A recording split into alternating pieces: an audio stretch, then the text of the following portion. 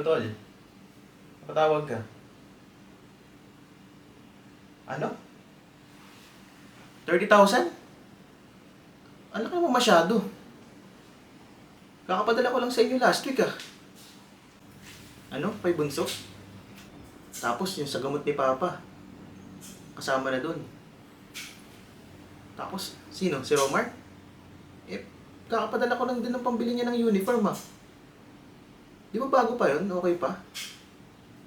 Okay, sige. Magpapadala lang ulit ako. Gagawa ko lang ng paraan.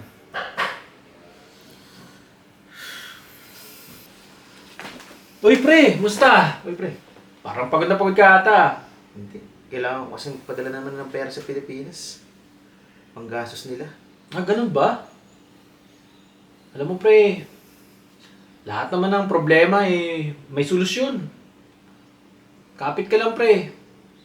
Pero alam mo ba, meron akong isang solusyon na mas maganda, mas mapagpapagaan ng loob mo. Teka lang, pre, kunin ko lang ha. Ito, pre, oh, meron ako ngayon. Ano, G ka ba? Ayos yun ah. Pero, pas muna ako po. Sigurado ako, pre. Sayang to. Pero pag kailangan mo ng tulong, pre, tawagan mo lang ako. Iwan mo na kita, ha? Sige, pre. Sige, pre.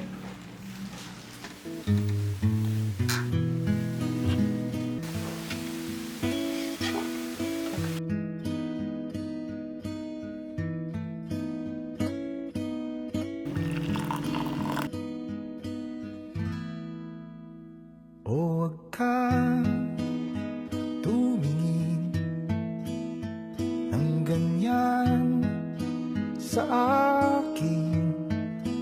Wag mo akong